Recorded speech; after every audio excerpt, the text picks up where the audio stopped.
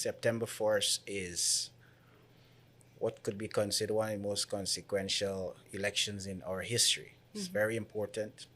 It will determine the trajectory of Guyana and more so how the people of this country is going to benefit. And therefore, the voting experience, the voting exercise of all of the persons who are going to be participating in the process should be one that is guided by what they would have seen, what they would have experienced, and not be based on political loyalty or personality.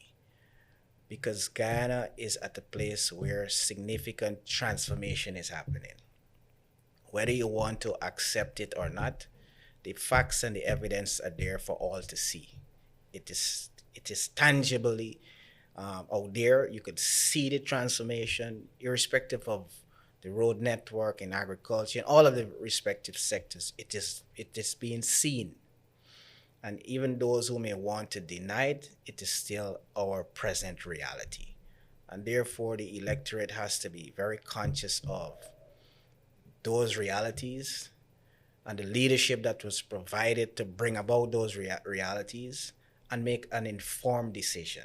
And a decision that is not influenced by party loyalty, by personality, but by a vision and a plan that could be executed, not by lofty promises that cannot be attained.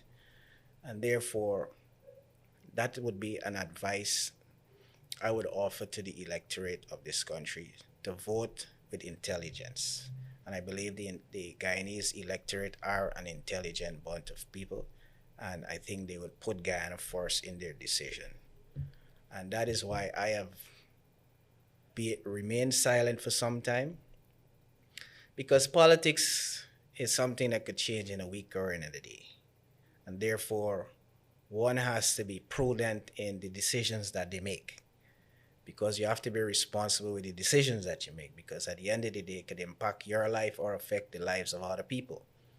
So I basically took a backseat approach to observe, because most times when people are playing chess, for example, they don't see the moves because you're in the game. So to have a different perspective, sometimes you have to stay back and look in.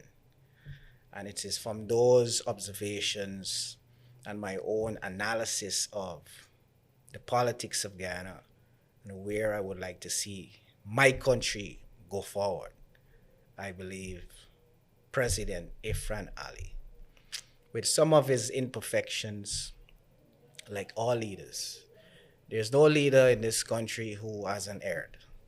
And President Irfaan Ali is no exception. But I believe his leadership far outweighs his imperfections. I believe he's committed to the development of this country. And honestly, I believe he wants to see the unification of our people.